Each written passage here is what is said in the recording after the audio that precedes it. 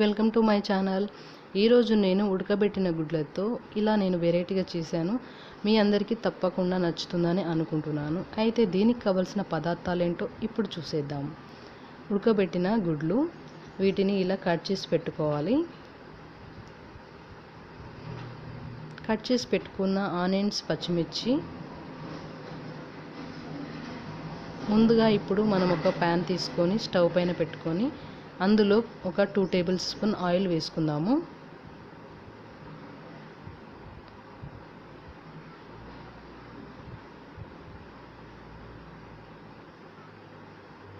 Oil వేడికిన తర్వాత ఇందులో కొద్దిగా జీలకర్ర యాడ్ చేసుకుందాము. ఒక ఎండుమిర్చి కూడా యాడ్ చేసుకుందాము. ఇవి కొద్దిగా వేగిపోయిన తర్వాత ఇలా చిటపటలాడుతూ బాగా జీలకర్ర ఫ్రై అయిపోయిన తర్వాత ఇందులో ముందుగా కట్ చేసి పెట్టుకున్న ఆనియన్స్, పచ్చిమిర్చి కూడా యాడ్ చేసుకుందాము.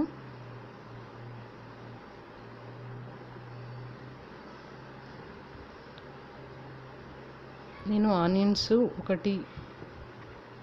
ఒక ఆనియన్ తీసుకున్నాను. నాకైతే సరిపోయింది 2 ఎగ్స్కి. మీరు ఎక్కువ క్వాంటిటీలో తీసుకుంటే మరి కొద్దిగా ఎక్కువ తీసుకోండి.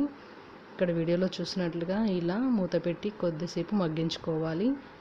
ఇలా మగ్గిపోయినాయి చూడండి. కొద్దిగా మనం సాల్ట్ వేసుకుంటే కనుక అవి తొందరగా మగ్గిపోతాయి అన్నమాట.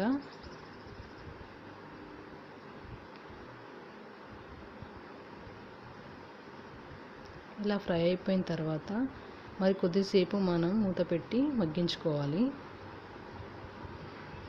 చూడండి కొద్దిగా బ్రౌనిష్కి వచ్చేసాయి. ఇప్పుడు ఇందులో మనం అల్లం వెల్లుల్లి పేస్ట్ కూడా యాడ్ చేసుకుందాము. ఇది బాగా మిక్స్ చేసుకోవాలి. ఇలా మిక్స్ చేసుకున్న తర్వాత ఇందులోనే కొద్దిగా మనము చిటికెడు పసుపు కూడా యాడ్ చేసుకుందాము.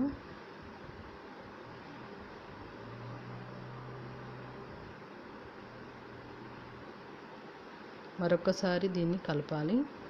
ఇలా కలిపిన తర్వాత ఈ విధంగా చూడండి, ఇలా దగ్గరగా అయిపోయిన తర్వాత మనం ముందుగా ఉడకబెట్టుకొని కట్ చేసి పెట్టుకున్న ఈ ఎగ్స్ ఇందులో వేసేసుకోవాలి.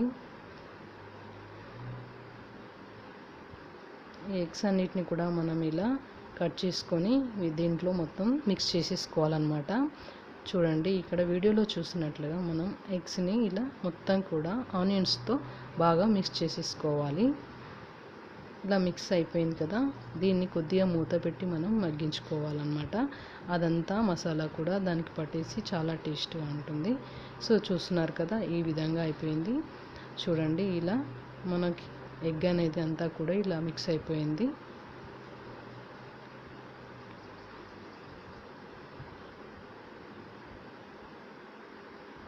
చూడండి చాలా బాగా టేస్ట్ ఉంటుందన్నమాట. మీకు తప్పకుండా నచ్చుతుంది. ఇందులోనే మనం చివరగా ధనియా పౌడర్ కూడా యాడ్ చేసుకుందాము.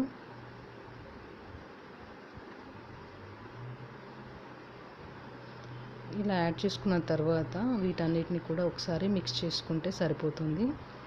ఇలా బాగా కలిపేసుకోవాలన్నమాట. అంతే. మనం దీన్ని ఇప్పుడు ఒక సర్వింగ్ బౌల్లోకి తీసుకుంటే వేడిగా చపాతీలోకైనా అన్నంలోకైనా సూపర్గా ఉంటుంది. మీకు తప్పకుండా నచ్చుతుంది. ఎగ్ని మనము వైట్ ఎగ్ని అలాగే తీసుకోవడం కొంచెం కష్టంగా ఉంటుంది ఉడకబెట్టిన తర్వాత. సో ఇలా చేసుకొని తింటే కనుక చాలా బాగుంటుంది. సో అందుకోసమే మీకు ఈ వీడియోని షేర్ చేస్తున్నాను. తప్పకుండా మీరు ట్రై చేయండి. మీరు ఇంట్లో ట్రై చేసి ఎలా వచ్చిందో నాకు కామెంట్ బాక్స్లో కామెంట్ చేయండి. మీ అందరికీ తప్పకుండా నచ్చుతుందని నేను అనుకుంటున్నాను. ఈ వీడియో కనుక మీకు నచ్చినట్లయితే లైక్ చేయండి, షేర్ చేయండి, సబ్స్క్రైబ్ చేయడం మాత్రం అస్సలు మర్చిపోకండి. Thanks for watching. Bye bye. Stay home, stay safe.